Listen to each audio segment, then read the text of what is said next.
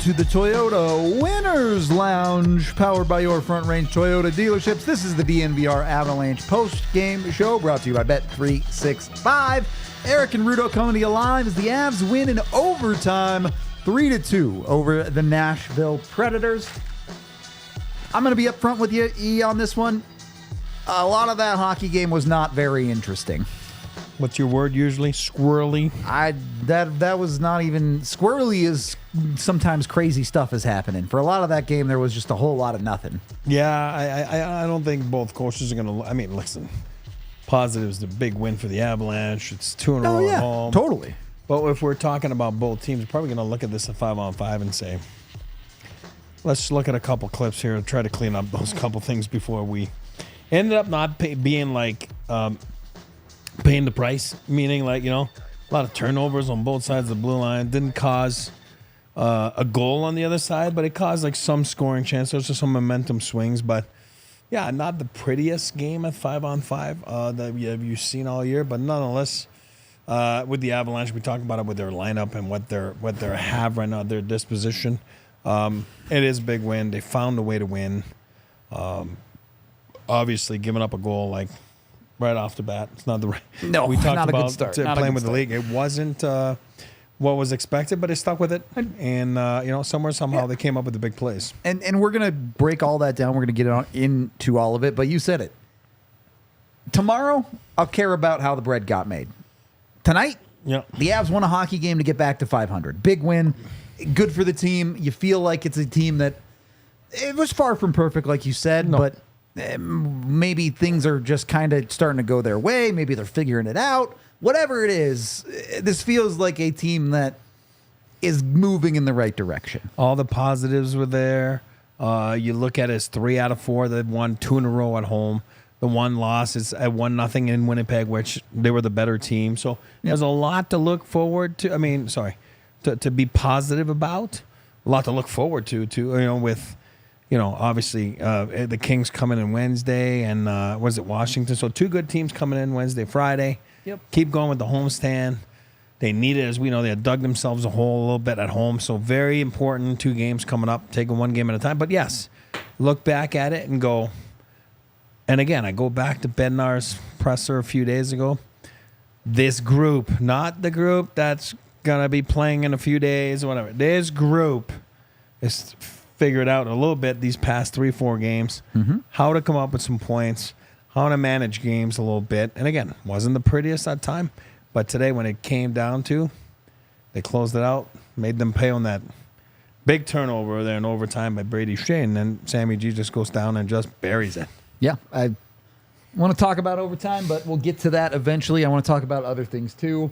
And it kind of just worked out this way.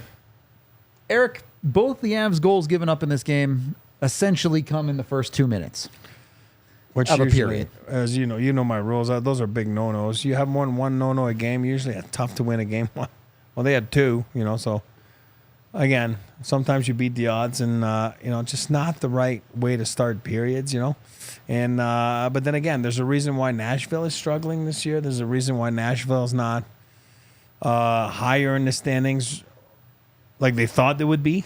Yep. You saw it like tonight, you're doing the right things, and then all of a sudden you lose momentum of the game, and then, now you're chasing the game, and then you make a big play, and then you make a costly mistake there in overtime. And next thing you know, you don't have 2 points, you only have 1. But the Avs have 2, so we'll take it. Their great teams got 2 points. I mean, the better team, the Avalanche. I get that it's a little bit different. Coming into the start of the third period, you've just had your locker room talk from the intermission or whatever it is. How do you do a better job of starting the game on time, though? Yeah, you know what? It's funny because I always get nervous watching the game. I don't know why when it's like fresh ice, face off at center ice. And I always think like, oh, if it doesn't go your way, for some reason it's easier. Again, that's me mentally. This is not reality. It's just me mentally, okay? Oh my God, good ice, fresh ice, good players can make plays. And it just, for some reason, like, always has got me on hinge a little bit, like on nerves or whatever you want to call that, like a little bit nervous. And the reason I don't like start of periods is because you could have it's like a boxer, right? You got someone in the ring, and then you got him in the corner, and the bell, just saved by the bell, right? All of a sudden they get back to go regroup, and whatever's happened before is really out the window if you don't start on top of it. Like the Avalanche were the better team in the second period right towards the end. And, I mean, somehow. No. Is it the opposite? I would say it's the opposite. The Avs were the much better team in the third period, for sure. In the third period, true. But and then it's funny I'm just how saying, the start of periods, I just feel that some teams are better than others. Some teams are better than others at pouncing and jumping on opportunities. Avs right now, I've just not been at their. I felt last year at times they were really good in second and third. They would just kind of come out at you in the second and in the third. Maybe I'm wrong, but again, on a game like tonight, when it happens twice, it's like, oh, we got to address it a little bit tomorrow. Like, well, forget about it tonight, but we'll address it tomorrow. Go, hey, we have to be more ready. We have to be more sharp. Sometimes just bad luck. It's puck luck. It's this. It's that. But this was definitely not. Those were just real nice goals by. Obviously, Nashville. It was not like the numbers. It's not like it hit the sideboard and it clicked back in. No, and, you know what I mean? It's like, good plays. There are mistakes on the Avs side yeah. too. The numbers do not tell a pretty story for the Avs in the first two periods. Only one high danger chance of 5-on-5. Yeah, they didn't create much compared to 14 in that stretch for Nashville. It was a pretty big disparity, but the Avs survived the first period and. I don't know if I'd say thrived in the second period, but made it work for themselves in the second period. They won the second period, right? They did win 2-0 in the second period. Set yourself up for the third. It's just you fall down in the first minute. You know what I mean? Like to make it 3-2, but make it 2-2. But then again, you're doing good because you're keeping an opponent behind you. You gave them a point. Again, when I say give, they got a point. You got two. You went further ahead in the standings than your divisional rival, right? So, well done. You take the positives. You move forward. I mean, somehow, there was some fun moments. It wasn't the most exciting. It was game. Goofy, but it was fun for sure. Yeah, the start was like, and then it got better, and then overtime's always more fun. And again, you win, it's fun. You win 3 out of 4, it's fun. Everybody starts breathing better, right? Yep. You know what I mean? Coach smiles more. Gatorade? It's not Gatorade, sorry. What's it called? I don't know. It's not BioSteel anymore. Powerade. I forget what it's called. Anyway, not that important. Is somewhat important here, though. Georgiev played a good game tonight. Perfect. 9:35, only gives up 2 goals, especially in the early parts of this game. Does not let it get to 2, only hold it to 1. Allows the Avs to win that second period and make their lives, I don't want to say easy because you'd much rather be ahead than behind, but it doesn't get into one of those deep holes that get really hard to dig yourself out of. Did his job. That's what they ask for, right? Yep. You're part of the team. You're part of the makeup of a team. There's goaltending. There's defense. There's forward. There's special teams. You're asked to do your job. Tonight he did his job. Yep. It wasn't perfect. Got some help. Third period, Calvin DeHaan sweeps a puck off the goal line for him. But, hey, that's a team that is playing with their goalie instead of freaking out in front of him, right? A team that can come in and pitch in when they need to, but not a team that's panicking and not believing in their goaltender. So, love it. You'll take it where you can get it. That's absolutely right. You got some positives everywhere tonight. Having 2 goalies playing well is a whole lot better than having no goalies playing well. Put it to you that way. This is a type of game that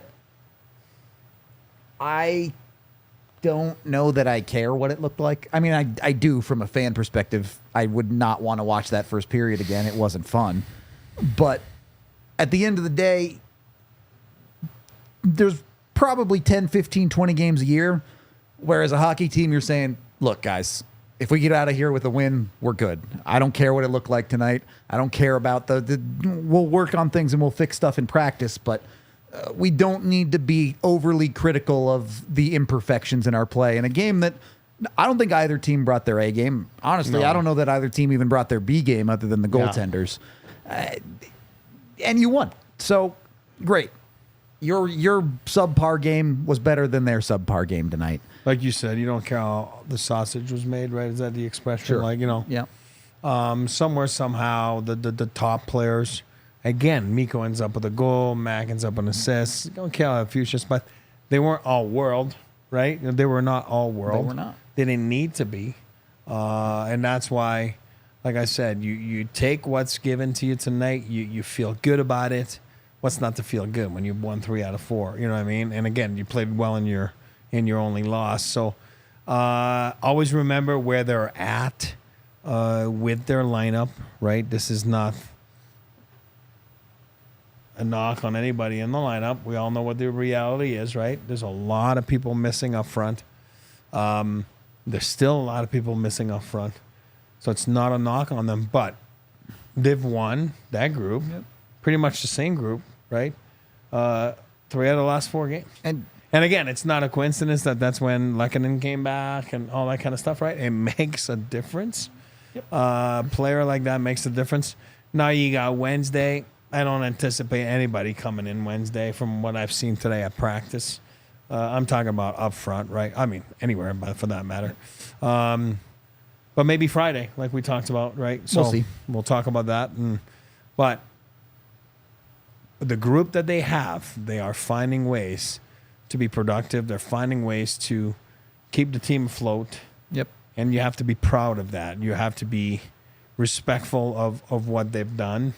And again, you got to tip your hat. And tonight was a big win, absolutely, especially against a divisional opponent. Let's talk a little bit more about that group and more specifically the Stars tonight. Because, yes, the Stars didn't go off for 4 points or whatever. We talked about that. It's not a realistic expectation for them to do that every night. I think Nathan MacKinnon still found ways to be effective. Obviously, he gets the 1 assist, but was threatening all night. The puck he wasn't beating Saros. Or rather, he was beating Saros, but it wasn't going in. He beat Saros twice in this game. Post, yeah. 1 trickles wide, 1 hits the post. I don't have a lot of faults to his game. Mikko obviously scores the big go-ahead goal to make it 2-1 at one point. I think at times early in the game he was being a little bit too cute, but when it got down to it, Mikko went to work in this game and did what he had to do. That just wasn't a penalty on Mikko Rantanen in the third period. I'm sorry, that's not a penalty. It wasn't. So I don't really fault him for that either.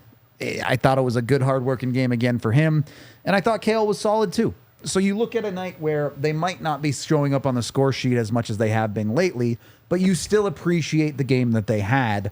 They still helped drive the Avs in the right direction, even if it wasn't purely perfect tonight. Agree. I totally agree, and that's why I said with the makeup of what you have, those guys can't be bad, and they certainly were not bad. They were more on the good side of things. Yep. They weren't on the all hail Cale side of things. Right? You know what I mean? Like, it just wasn't. And again, that's not a knock when I say that. You cannot be superhuman for 82 games. It's impossible. So, but they were good and good enough and better than, you want to look at Nashville? I got no problem. They were way better than their superstars on the SI, if you want to call, Forsberg and, superstars and stuff like that. Ryan, I didn't think Ryan had a good game. I'm a big Ryan fan, O'Reilly. I didn't think he had a good game. I thought he got beat a few times. I think Nate made him look bad in front of the net. His takeaways, weren't there. So if I'm Ryan or if I'm the coaching staff, for me, that's, my top guys were not at their best, and they certainly weren't better than the top guys on the other side. Yep. So there's a reason Nashville is struggling. There's a reason even Stamkos is getting called for a penalty that he didn't even do. So they're trying to find good things for him. I'm kidding. But no, the top guys were not at their best for Nashville. So kudos. That means that the Avalanche must have done something right? For sure. It's a good reminder that you don't have to be the best in the world every single night. You just have to be better than the other guys. So that's it. Sometimes you get away with stuff. Not that the Avs got away with this game. I don't think that's really the case. Yeah. It was really a relatively even game at 5-on-5 until the end of the second period. And then the Avs were better in the third. And, that's how hockey goes. You were better in the third, and you give up a goal in that period and can't find the back of the net. Yeah. So it goes to overtime. But the Avs managed to get it over the hump there. So, yeah, I'm really actually quite happy with the ultimate outcome of this game. Obviously, they won, but I don't have a whole lot else negative to say. I wanted to get it out early in the show. But a negative you might be experiencing, or rather any negative you might be experiencing, should get checked out. Make sure you're taking care of yourself. Go get with UC Health today, especially us men. Look, we're just how we are, all right? We like to bottle everything up and not talk about stuff, and we got to act like we're tough even when we're hurt. Don't do that. Go to your doctor. Make sure you're doing okay. It's very, very important because there often can be underlying things that are worse than you might suspect. So they recommend checkups 1 to 3 years up to age 6, every 1 to 3 years up to age 64, and then every year after that. So make sure you're prioritizing your health, whatever it might be, whether it's physical injuries or mental too. UC Health has your back. Whatever your priorities are in life right now, make sure health fits in somewhere towards the top. You can talk about your tomorrow and join the men's health conversation at uchealth.org/men's health. And once you make sure you're taking care of yourself, you might as well drive down to your doctor in style with a Toyota. Go jump in at your Front Range Toyota dealerships. They have a vehicle for everyone. They got trucks, SUVs, sedans, mid-sizes, crossovers, I don't know, vehicle names. They got them all. Whatever you need from Toyota. 17 different all-wheel drive vehicles, so you can even go off-roading and do what you need to do with your cars. And 16 hybrid vehicles, so if you waste a bunch of gas in the city, you can waste less gas. You might as well get in with Toyota on that front. Again, go join them. They're the official vehicle of DNVR and the official vehicle of the Colorado Avalanche. So they've got your sports fully backed too. Toyota obviously been with us for a while now. We love them here. This is the Toyota Lounge after all. We get to enjoy hockey games here thanks to Toyota. Again, go visit your Front Range Toyota stores at a location near you, including Arapahoe, in Centennial, AutoNation Toyota Arapahoe, in Centennial, Corwin Toyota in Boulder, Groove Toyota in Littleton, Mountain State Toyota in Denver, Stevenson Toyota East in Aurora, and Stevenson Toyota West in Lakewood. Again, the official vehicle of the Colorado Avalanche. Second period of the DNVR Avalanche podcast.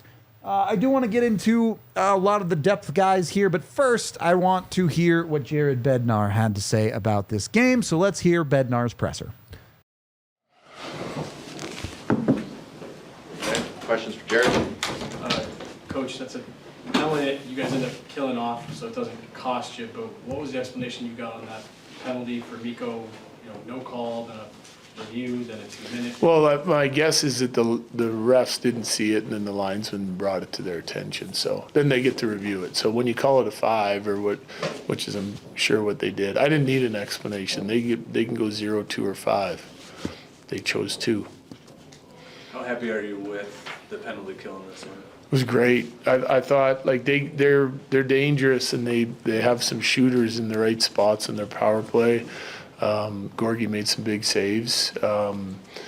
Just knowing where they were trying to go, they found the middleman a couple times, and then but their kill at the end on that one is a game saver. And they did a really nice job stuffing them at the line and sending it down the ice multiple times. So that was their best kill of the night, and came at the perfect time. No special team goals. It's all 5-on-5. Are you happy that this iteration the team can win a game like that? Yeah. You got to play the game that's in front of you, right? And sometimes it takes you a little bit to get going in the power play. We had some good looks, obviously. We score right at the end of our one after the McKinnon unit. They had a bunch of really good chances. No different than them. I thought it was a pretty evenly played hockey game. They won the first period for sure. I didn't like our first. We won the second. Third was pretty even, so it's good to squeak out the 2 points. Coach, you got 2 goals out of your defensemen, and one of them was not Kyle McCarr. Yeah. What does that tell you about how you feel about that depth of your defense? It's where we got to get to, I think. That's been a strength of our team for years now. the involvement of our D on the offensive side of it. We've been pushing them to get even more involved, and we're starting to get rewarded for it a little bit. What And can a moment like this do for Sam? Sure. Well, I think it's a big play. What can it do for him? I don't know. He's been playing hard and playing well all season long, in my opinion. But you get a big moment like that. I mean, he closes on him quick. He strips him of the puck. He draws a penalty, and then he goes top shelf on it. So I mean, it should give him some confidence. Taser, same thing. Hasn't got on the board yet, but he gets a big goal. And that's we need everyone contributing, no question, especially on the offensive side of it, in order to produce enough to win hockey games. And those two D did a nice job tonight. How big was Georgie down the stretch in the third period and then overtime there? Yeah, I thought he was really good. I thought both goalies again. So the game for me tonight, they're really tough to create scoring chances on because they're going to come at you with numbers and swarm you. But if you can break them down and play ahead of their pressure, then you can get some really good looks. And I thought we did that, especially in the second period. And Saros came up with some big saves. And then it was the same at our end. I felt like the number of chances we gave up wasn't that bad, but like some of the breakdowns we had were big ones. And that's when you need him to make a big save, and he did that. Coach, look at the last 4 games for you, the 3 wins and the 1-0 loss to Winnipeg. I guess, what do you feel like has changed since the start of that Seattle game? We're more competitive than we were early in the year. Yeah, we're figuring out the identity of what exactly this team needs to do and how we have to play to have success with this current lineup. I think you have a lot of guys in the lineup that have been here and they know what it looks like when the team's full. And what plays you can make, and you're making high percentage plays. You're used to the chemistry of your lines, and early in the year it can be a little bit of a learning curve, and I think we've kind of adjusted a little bit to that. But the guys are playing harder. We're playing more with more urgency and more competitiveness than we did in some of the games early in the year. Coach, you talked about the build. And setting a bar and then keeping that going. Those last few games feel like they have been a constant build. Do you feel like that was this game as well? Did you guys take a step forward tonight? No, I think we played better in the previous games than we did tonight. But there's a lot of things that go into that. Like, it didn't look like we had great energy tonight, and I'm not sure that they had great energy at times in the games tonight. So it's hard to tell when the guys are going to feel great and lots of pop in their legs and when they don't, and they have to make those adjustments and the recognition of that within the game. But what I did like again tonight, which is something that we want to keep as a trait of our team, is that we continued to grind. It meant a lot to us, and we worked hard and we competed hard as the game went on. So those are things, if you're not feeling great or you don't have your hands or you're not making plays or it's just not your night, then you still have to dig in and make sure you're not giving up on anything and defend as hard as you possibly can in order to win a hockey game. And that's what they did. And that's one thing I'm going to say about Georgie too. Like, his last handful of games, it's not just the fact that he's making some timely saves. He's competing hard in there. There's been some, rink wide side to side passes that he's getting over on and he's making saves on, or he's getting a good push and trying to make the saves. Like, there's some urgency to his game now, and it's paying off. With a lot of resilience. Yeah, for sure. Go ahead. With Georgie, in previous seasons, you've kind of given him those mental breaks, and he seems to respond to them. He seems like he's doing it again. Why do you think that's something that he responds to well? I don't know. That's a better question for him. But I just think sometimes, Georgie cares. I know he cares, and I know he works hard. But the mental side of it, it just takes some players longer to reset after things don't go their way than others. I think the best players can let it slide off them like water on a duck's back if they have a bad night, a bad shift, a bad turnover, and they're right back to their game. And others, it can take longer. And for Georgie, I think for a while there, the harder he tried, the worse it got. And you kind of got to take a break and get mentally reset and kind of get back to the fundamentals and the building blocks of your game to have success. And And you're right, there's been a couple times over the last few years where we've given him a little bit more time, and he's come out and played well. And so, but he's also played well, you know, Winnipeg last year in the playoffs with a bad first outing, he bounced right back. So it's a mental game. The game, there's a lot of the game that's as much mental as it is physical. Last you. You've mentioned in past availabilities that Toews was kind of having a bit of a struggle to start the season. How do you feel about his play tonight? It's his first game. I think last few games he's been really good, his best of the year. Now, in defense of Taser, like, he hasn't felt healthy the whole year, right? He was dealing with something right out of training camp, and he missed a bunch of time. He's good enough to come back and play, but still not 100%. So that has something to do with it for sure, you know, and we've talked about it, you know. Taser at 80% is still better than lots of other players in the league, so you go with it and you try to give him as much rest as you can. Now he's working through that, through his health, and you can see his game start to come around. I mean, your body has to feel good in order to play your best game, you know, and his just hasn't. But now he's starting to feel better, and it's showing in his game. Finish, Jesse. Coach, I'm sure you'd like, a little bit quicker starts, but you gotta like the fact that your team can have a bad period and turn the page and get after it. Yeah, no question. I mean, the starts we got to fix. But yeah, they're a resilient group. I think they're gaining confidence in the fact that, like, we can, you know, lock it down defensively and get to our game offensively, and that we're getting more guys chipping in here now, and that we can still win games when we fall behind. It's learned with the new group, right? And so we've been through enough games now, 16, that we're starting to get that belief. All right, thank you. So there you go. Jared Bednar, pretty, I don't know if I want to say happy with the game, but certainly happy with the result, and they got what they needed out of the players they needed it out of. You said the word. Results-driven business. Yep. It is. And I tell you one thing. I don't care that he's been here. I'm a big fan. You guys know that. He's not going anywhere. I love him. But I tell you one thing. When you lose 3-4, I always remember, right? You know, like what we talked about the other day. You lose that Seattle game. That was a big game. Let's say you lose that one. Then you ended up losing the Winnipeg game. And then all of a sudden you're on a skid. And I tell you, it's the worst feeling in the world for players, for coaches, for management. It's just not fun. And you can see it in their demeanor. Even though he's so good with his demeanor, right, after losses and tough times, leadership starts at the top. Obviously, he is at the top when I'm talking about the locker room. Yeah, there's the players, but he is the guy that's in charge of that locker room. He's the guy in charge with his staff of what's happening, the culture, the mood. So good. Even though you could see it a little bit in his pressers at times, like, oh, it's hard, but he just kind of never gave it a look where it was a bad look. And so many times you see coaches, they lose their marbles. It's so hard, man. I get it. But he does a great job.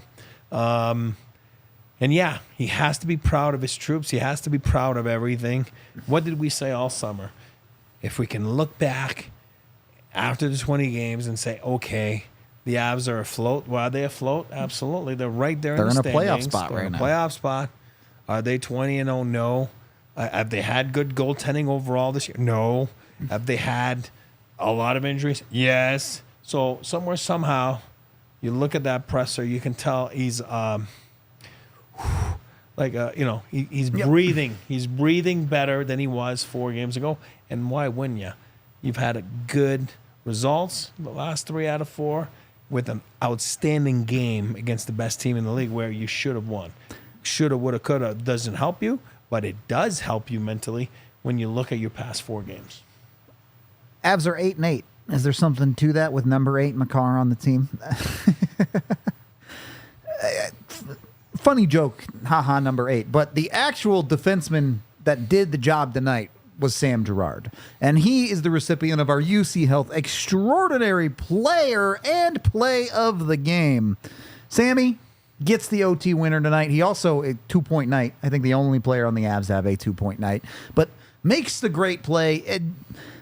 A couple of things I want to touch on here. One, this play is created by him.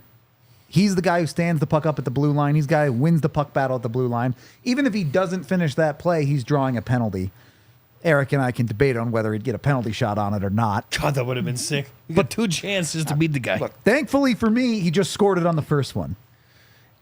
And look, the Avs needed it from the D tonight. And can I always, again, we don't have the replay here because this is not what we do here, we show replays, but you know what you hear me all the time say, butts and elbows? Yeah. It's the same thing. 3-on-3 is the same thing as being shorthanded. You know, when I say you see butts or elbows, that's when you attack a guy. Sammy sees it right away that Shea puts himself in the soup. It's not his partner or his buddy. No, but it's he just put himself, in the soup. And again, with a name like Saturday Night Live, the skit, like a name written like that, you got to be able to be like, what is that? Who is that guy? It's not certainly not Shea. And then Sammy sees that and he jumps on it. And Sammy goes and he's fast and the guy has to take a penalty on him. But Sammy from Quebec, the man, the myth, the legend, buries it like a 50-goal score. And it's a great finish. Girard awesome gives you somewhere between 2 and 5 goals a year, and he found a way to finish on a night where the Avs depth forwards just weren't going to get it done. And it's so fun to see the emotion. We talked about Kale's emotion last game, right? Yep. After that goal. Well, watch Girard, Sammy's emotions out. I mean, you score an OT game winner in the National Hockey League.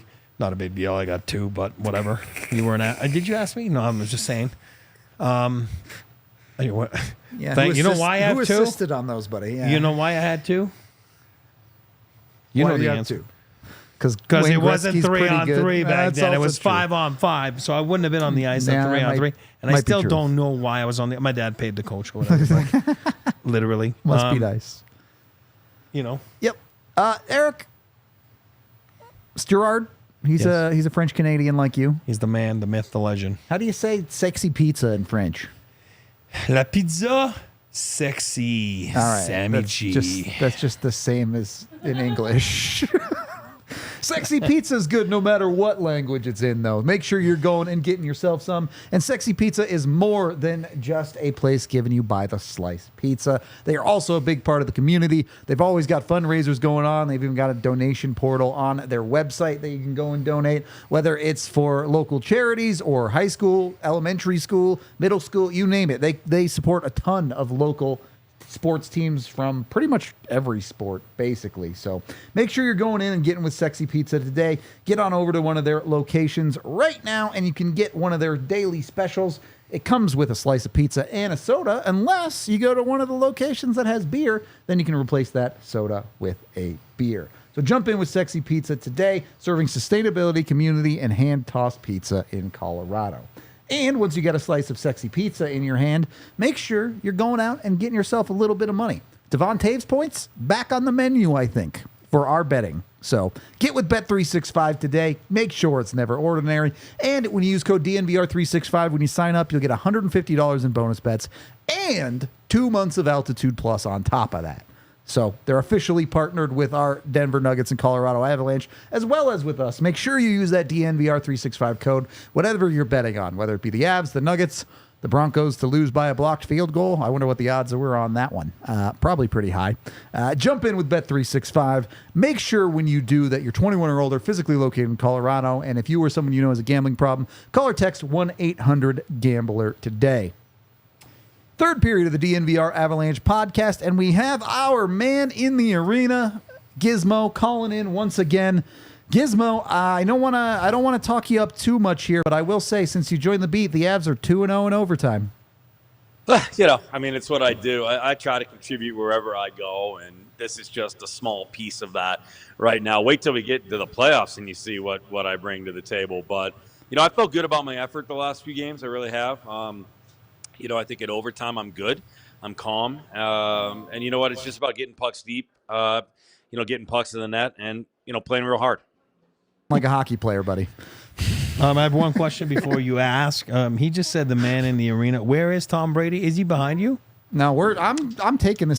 This is our thing now. Tom Brady can lose it. Me. Tom can. What's that guy done? And again, what does that guy have on me that, I mean, I mean, look at the facial hair. It's elite. I mean, come on. I mean, we were good before, but now with the facial hair, Tom Brady. I was busy with when you guys were talking. I was texting with Giselle, so it's Seems to be good here.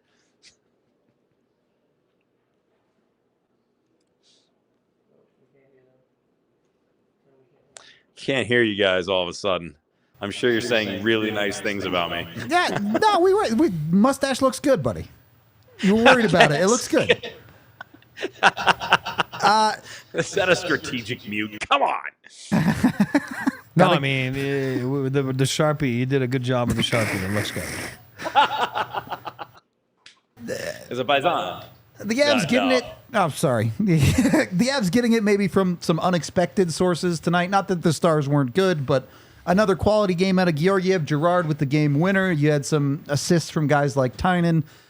Does it feel like it's starting to get a little bit more even keel for the team as opposed to too top heavy? Yeah, well, you know, they had to find a way to win, right? And in situations like this, and Eric will tell you, things start to compound a little bit. You start to get yourself worked up over it, right? Losses pile on top of losses, and you start gripping the stick a little bit tighter. And, you know, there's a little bit of a comfortability with watching the guys that are supposed to score goals. And so you kind of let off maybe a little bit, and then you couple that with the pressure and all the other things that are going on, and you run into what you had at the beginning of the year where it was a little bit top heavy. Now you have guys settling in. You have guys that are comfortable. You have guys that are playing well and consistent, and they're getting a little bit of contribution. And when that happens, it frees up all the other guys. So there's a looseness and a more there's an energy, right, that's kind of floating through this room a little bit. Guys are smiling. They're having fun in morning skate. They're laughing. They're joking around. So that tenseness has dissipated, and as a result, guys are playing a little bit more free, and that's why you're seeing the scoring start to spread out a smidge. When I'm a big home record guy. I do believe a successful season, you look at it, and you go back and you look at your home record. I'll cut to the chase right now. Like, how big is that game Wednesday? I mean, yeah, it's a huge game against a good Los Angeles Kings team right now. I didn't check the score. I know they're playing currently. I don't know quite where it's at. I think they were trailing, but they're going to come in tonight. They're going to have a full day rest, and then they're ready to rock on Wednesday. It's a big game. It's a really big game, and I think the biggest thing that we're going to have to look for, Eric, and I'm sure you've been talking about it all night, is that this team has got to find a way to start better and on time. That has been the one thing that has cost them here kind of consistently, or at least put them in the spot where they've got to try to like play catch up, and you feel like they're scrambling the whole game. Both teams were flat at the start, but it wasn't a good start for either team, and not a good start at all for Colorado. So, you know, LA is going to come fast and they're going to come hard, and you better be ready for that, because that Wednesday game is a really big home game. They've managed to keep it together in these last handful of ones, but we've seen it early in the year cost them games because they weren't ready for the start of the game. Thankfully, they seem to have found themselves in the second period where they're now dominating teams. Is this a change in the Avs mentality? What is it about the second period all of a sudden that has the Avs fired up? Yeah, I think they're resilient. Kind of asked that question a little bit, and I don't think anybody has a solid answer for it. I think they're a little nervous that they're falling into that groove, to be completely honest with you. But the fact is that the good thing is that the thought in their mind is that even if we have a bad start and we find ourselves down a goal or even two in the first, we know we can and we have come back. So the fact that they're confident enough in their pushback and in the return speaks huge volumes to the group. I mean, we talked about that a little bit. Those games when they did find ways to come back early on, I'll tell you what, you store those in the back of your mind, and you're like, yeah, remember when we did that thing against so-and-so? Oh, yeah, okay. I remember the game against blah, blah, blah, and then we bump. Those kinds of things are going to stick in their craw, and they're drawing on that, and they've done that the last few nights. Did you call it pom? Pump. Remember the team, the Northern Canadian team, buddy. Just making sure. Dot is the Western one. You know, North, West. Sure, the building must have erupted, with, French Canadian Sam Girard, legend, like myself from the province of Quebec. What a big overtime goal there. Our electric was the building. I ask you all the time, and I'll ask you tonight. Yeah, I heard Eric Lacroix chants. I think they were confused the difference in the player. They just knew that the French Canadian thing kind of coming in. But the end of the day, yeah, man, this place erupted. This place was lively tonight. They were admonished at the call on Rantanen, which was awful. We don't even have to talk about it. It was just embarrassing. But they could have given him 0. They could have given him 2. They could have given him 5, and they elected with 2. Knock on wood, thank goodness. But yeah, place was buzzing tonight. That goal went in. I was already kind of on my way downstairs because they opened the room pretty quick here in Colorado, which is nice. But yeah, the place went nuts. I mean, you could feel the vibration. It was pretty electric. It was pretty electric most of the game. The crowd was into it tonight, which was cool, especially on Veterans Day. I know you don't want to talk about it, but I know you got connections, Giz. Can you put Michael McCarron in for an Oscar for that dive on the Mikko penalty there? Holy smokes. I mean, my gosh, he sealed it. We don't even have to get nominated. They'll just hand him the award. I mean, it was unreal. Like, Mikko clearly tried to avoid it, too. When he realized that he was down, Mikko was kind of sorted down, too, tried to avoid it, ends up clipping him. Now, I didn't realize that I didn't see the hand. What I think happened, because I didn't see a hand go up, is that the linesman had the penalty, right? Went over to the ref, explained it to the ref that the penalty was there. And that's why when they reviewed it for the major, they were able to reduce it to a 2. But yeah, I mean, that was pretty ridiculous and pretty egregious when just 2 plays later, after Mikko comes out of the box, he gets clearly blown up without the puck on his stick at any level of closeness compared to when you could call that interference or even that rough. So not a great job by the Stripes tonight. They probably sneaked out of the building. I thought it was a very poorly officiated game. Not good, Bob, but not good, Bob. Soccer's got a big influence. I mean, I don't know. I mean, you saw it tonight, and you saw it in the NBA this week too. I don't know if you guys saw it. Like, the guy was about to dunk on the guy, and like the guy's elbow was about, I don't know, 1.5 feet away from the guy's face, and guy's on the ground. Soccer's got a big influence on the rest of the sports. It's a soft world now, bud. It's a soft world. It's a soft world. You hate to see it, especially on Veterans Day when we're celebrating the finest, bravest, toughest, gutsiest men and women that this country has to offer. So, yeah, let's buck up and not take dives, right? Not today. There are people getting actually hurt out there. So, yeah. What are we doing on that front? Yeah, come on. Look, thankfully, despite the reffing, the puck didn't lie tonight. The Avs get the win. Gizmo, any final thoughts before we let you go? No, all good. Tons of positivity. The group is buzzing right now. I love the demeanor of the room. I love the diversified scoring. I thought defense was great again tonight. I thought there was a couple little mistakes, right? And you got to clean those up, and a lot of that has to do with some of the more youthful guys on defense. But I thought the vets showed up and really locked down that blue line.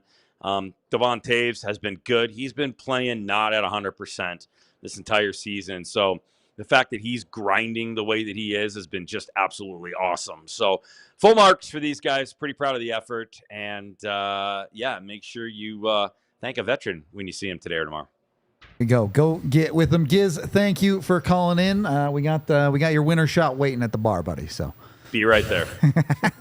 We'll see you here. Giz also did catch up with Sam Girard after the game. Obviously, he got the game winner. Let's see what Sammy had to say about this one. When was the last time you had a breakaway? Oh God, did I have one this year? I think I had one this year, to be honest. I think I was in preseason though, but it's always nice to have a breakaway, to have a chance to score as well. So yeah, no, that was kind of like a read. I saw that D kind of like falling down, and I took the penalty just to like go, and pretty happy to be able to contribute in OT. Sam, it was a great read on that play. You had that pretty much from the top of the zone in. What made you kind of jump on it? Did you pick that off a little earlier, the tendency there? Well, I just saw like the D like turning his back, and just kind of like put pressure when he turned his back. So to be honest, I was just that read. But this game seemed like it took you guys a little bit to maybe get to where you wanted to go, but just how did you kind of see this one break out? Yeah, no, exactly. I don't think we played the way we wanted in the first. And I think we came back strong in the second and the third. and the OT as well. So, you know, we're going to learn from that's what we did. I think we learned from the first, and we came back stronger during the second and the third. 2 goals from defensemen tonight. Just how does that feel for you guys with, just stepping up? Yeah, no, I mean, it feels good. I think that's something that we need to be better as a D-core, just to put more pucks on net. I think that's what we've been doing the last couple of games as well, and I think we can do it a little better as well, so we're going to have to keep going like that. Sam, do you feel like the resiliency of this team has increased? It feels like you guys just find ways to win here when you need to. Yeah, I mean, those games are important, we need those points. It's pretty tight right now, even if it's only the beginning of the season. Those points are important, and I feel that's what we did the last couple of games. I think we played pretty well, so yeah, we're going to have to keep building on that and to make sure that we're ready for the next game. Thanks, Sam. All right. Eric, I got a couple questions for you. I got an answer for sure. If you live in England, and what surrounds your yard? Fence. No, that's in America. Tiff, do you know this? A pitch. No, it's like a plant. Okay, English people have hedges. All right. Yes, where I'm from too. We don't have fences. They have hedges. We have edges. And then if you had a bird that maybe like a mallard, perhaps, very popular video game about hunting them, what would it be? Angry Birds. No. Oh. Yeah. A duck. Duck. If you want to watch a hockey game with a hedge duck, a.k.a. Milan Hajduk, you can come do that in person with us for our takeover this Friday. There's still a couple of tickets available. You can, again, Milan Hajduk will be there. You can watch with him. You can also watch with Eric and I. Eric's played a couple of NHL games, I guess. He kind of knows what he's talking about. Easy. It's going to be a great time, not just watching with some great NHLers, but you also can take the party bus to and from the bar. You get free beers on the bus. You get to enjoy the game. You get to come back, and you get to party. All right? It's a great time. Come join us for the takeover. Link down in the description to get your tickets to go have a great time with us. Go join us, and yeah, I'm looking forward to it, man. The takeovers are always fun. Yes. Always a good time. We're also Ovi. Yeah. You could see a Ovi historic goal on his way to breaking the record. 30 that night. That'd be something. Also brought to you by Coors Light. You can see the Coors on the table right there. I had a few during the watch along because it's always a good time. Make sure you're getting your Coors, and really, you don't even have to go get your Coors. You can get it delivered right to your front door with CoorsLight.com/DNVR, thanks to Instacart. Coors, the beer literally made to chill. Honestly, it's a pretty chill game for most of it until that overtime. I was chilling with my Coors Light, so yeah. Go enjoy whatever sporting event you have with Coors Light and get the beer with the mountains turning blue on the can or the bottle. Literally made to chill. Get it? Coors Light, Coors Brewing Company, Golden, Colorado. Please drink responsibly. Last period of the DNVR Avalanche podcast. I know Girard is the hero and the face of that defense tonight, but Giz kind of brought it up too. I do want to shout out the entire defense as a whole. Yeah, it wasn't perfect. Manson didn't look great on that first goal. Malinsky struggled on that second goal. But as a whole, that unit is getting it done on both ends of the ice for the Avs. As we talked about, it's not just Girard that's picking up points for them. The defense is filling in pretty heavily for the production that is necessary for Colorado. When they're at when the Avs lineup at forward is healthy, one of their strengths anyway as a team is the offensive production from the back end. Yep. It is. It's just the makeup of their team, especially with the best player on the planet. It adds to how they play the game. Now, it is essential, and it's not a strange thing, that the Ds have been putting up points the last few games. There's a reason why the Avs have won 3 out of 4, right? They need it. You talked about the Wags and all those great guys, great soldiers, Tynan and stuff, but the production probably won't be there. So you do need the Ds to step up, and shout out to Devon Toews, like you said. And for anybody watching out there, beer leaguers, or when I say, I don't think there's a lot of young kids tonight, late like that, on school night, but Sammy said it. he said his back, but he said it's a read. And I tell you guys all the time, butts and elbows, the real expression starts with an A. We all know that. I'm just being nice here. Butts and elbows. Sammy called it his back. You know what I mean? It's like, it's a read. I saw his back, so I jumped on it. It's exactly what it is. So if you're a BL leaguer, listen to Sammy G, because he is legendary, and that was a big goal. And again, the big roll happened because he had a big read. The read was butts and elbows. Sam Girard, 5th most points on the Avs now with 9 points, tied with Colton. My man. He's getting in there. The defense is doing the hard work. Let's do these winner shots before they get too warm here. Chat, thank you for getting to 100 likes, but these winner shots are a bit extra special because we are celebrating a brand new Avalanche shirt tonight. Cheers, and go get yourself the Good Stick Lucky shirt. It's finally here. Let me do this really quick. You can't talk and drink. I cannot talk and drink. At the same time. But y'all have been asking for it for a very long time. The Good Stick Lucky shirt now available at the DNVR's store.allcitynetwork.com. You can go get in with it. Lucky, I mean, he's the man. What's to say? I know he didn't pick up a point tonight, but he's still that dude. He's the dude that makes AJ calls it the fixer in the lineup, right? The adult. The adult's a good way to put it. Lucky's going to stabilize things for you, and he clearly has. He's returned, and guess what? The Avs are winning more than they're losing. I was going to say, when did he come back, Rudo? 4 games ago. Funny how that works, isn't it? Wow. Yep. Makes a huge difference. Good Stick Lucky. Go get your shirt. Available now. Jump on it. Of course, tons of other shirts as well if you are interested in ones like these ones that Eric and I are wearing right now. Cool. So jump in it. Always fun to get a new shirt. Fun fact, I heard if you guys buy enough of them, Lucky's guaranteed to score at the takeover. So, whoa, that's how that works. And Guaranteed. then Rudo takes his off. Whatever. Yeah, if they score enough, I'll take mine off. But getting back into this game, I'm curious on your thoughts on this, Eric. Because when 3-on-3 was first introduced, it was the Wild West. Crazy up and down, nutso hockey, all over the place, high danger chances.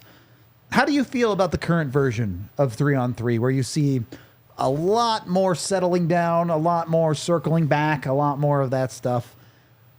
Are you happy with it?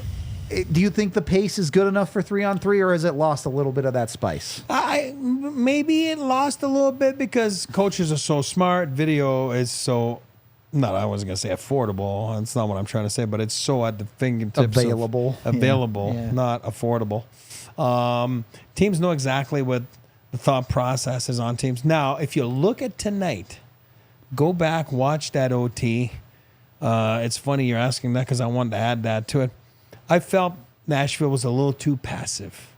I felt Nashville a little too passive. A few times they went out of the zone that they didn't need to, in my book.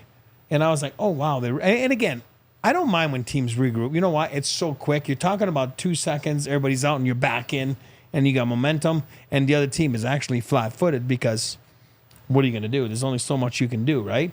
But I felt like the last time they brought it out, I felt that it didn't need to happen. And then they brought it back in. And next thing you know, Shea gets it on the wall and then he tries to, whatever he's trying to do, I'm not sure. He tries to turn towards the boards. He's not Cale Makar. He's an excellent defenseman in National Hockey, but it's not Cale Makar. And then again, Sammy sees it, just jumps on it. But I felt that they were too passive. I felt that a few times they could have actually tried to create a 2-on-1 down low and create a scoring chance. I felt that they brought it out too many times. I do believe they bring it out 3 times in a row in a matter of like 20 seconds. And I think it just caught up to them. Yeah, I agree. I think they were overly cautious for a good amount of that. The Avs often are not cautious enough, but they've gotten away with it a couple times. And I get it. You're cautious because you don't want Makar, you don't want McKinnon, you don't, to get the puck, right? Mm-hmm. And again, like, I don't remember who's on the ice with Sammy there. I mean, honestly, I would have to. I think it was Mac and Miko, but I'd have to go back. Yeah, and again, I understand why they don't. You don't want to just take a chance or a scoring chance, just to take a scoring chance, which I felt like. Go back a few seconds before Nyquist, I felt that was a bad shot. I didn't like that chance. He shoots in the glove of Georgiev. I felt that they could have made a better play than that one. It was LOC and Kivi Ranta. Well, there you go. Who knew that people are scared of Kivi, right? I mean, I'm not sure why he's trying to go left there, back on the boards, but whatever. They had just changed. No, but I mean, I'm not sure what Brady Shea was trying to do. Like, watch. He gets lost there for sure.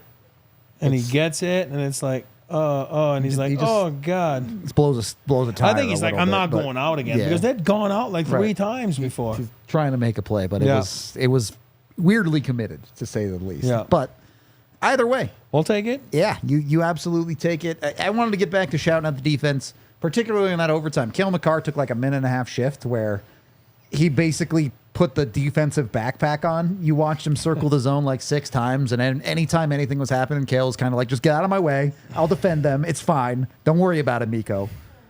Love that from him. We already mentioned it. Calvin DeHaan probably saved a goal in the third period to get this game to overtime in the first place.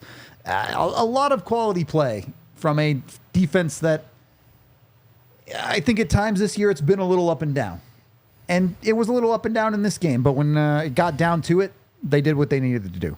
And again, we talk about timely saves. We talk about timely power play goals. Well, yeah, exactly. On the defensive side of things, they made some smart decisions at timely times of the game.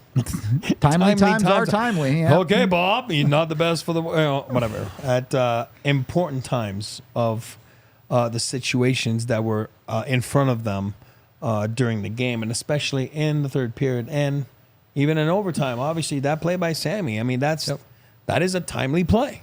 Forget that it's the game-winning goal. I'm talking about how he created that chance out of nothing. Shea puts himself in the soup. Yep. But Sammy reacts to it. You're talking about reads, talking about everything. That's the play of the game for me. 100%. And it's a good point. There are 2 teams on the ice, right?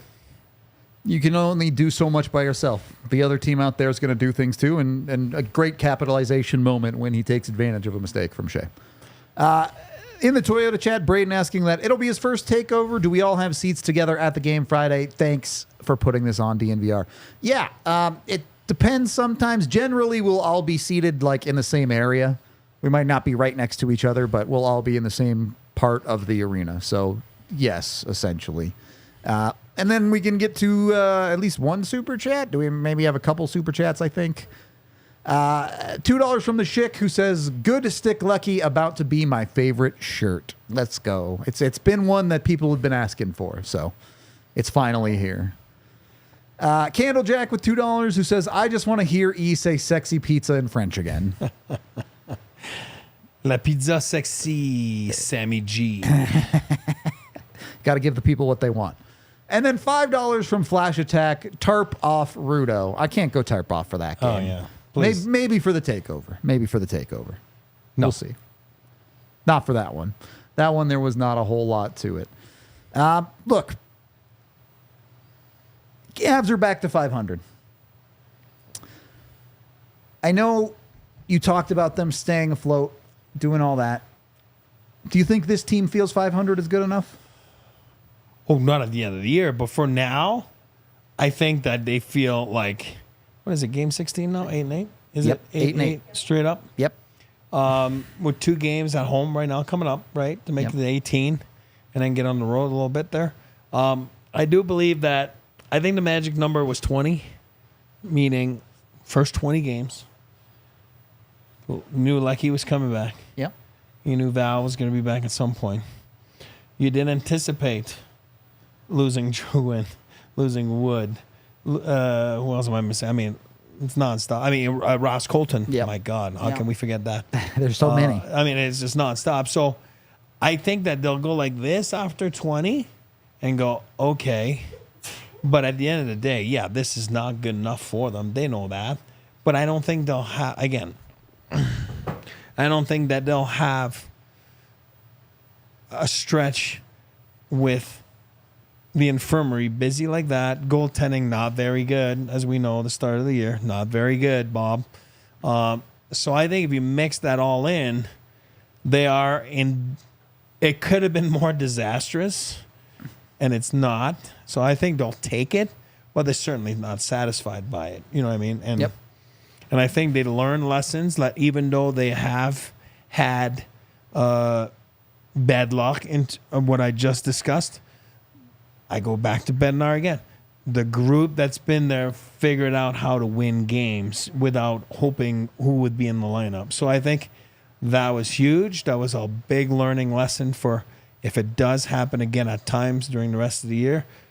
But I do believe they've learned a lot, and I do believe that you're not going to have all those things happen all at once, compounded together. You might have here and there and sporadically in the season, but I don't think you'll have all that combined. So that's why I say, so far, knock on wood, not outstanding, but certainly not disastrous. All right. I can live with that. Hopefully it's up from here, but the Avs schedule doesn't get any easier through November. Oh, no, it doesn't. LA and Washington on this homestand we already talked about. You go on the road, you get Philadelphia. Maybe that's a little bit of an easier team, but then you go Washington again, Florida, Tampa, and you Hit finish the out road, the right? month. Yeah, all those on the road, and you finish out the month with Vegas, Dallas, Edmonton. Those are some tough teams. So yeah, that's tough. the Avs are getting healthy, and they're going to need it. They got to find a way to start getting themselves up above that 500 number one way or another. You know how I feel about it. Go 1-0 every night. Go win the next one. We do have to wrap up tonight's show, though, so we appreciate y'all. Thank you for watching. Like and subscribe. That helps us out a ton on YouTube. I know we just hit 100K, but I want to hit 1 million someday, so we need all of you subscribing to do that. We will be back tomorrow for an off-day show, 1:45 p.m. Be sure to tune in to that. For us, until then, we'll talk to you in the next one. We all silly like the mayor.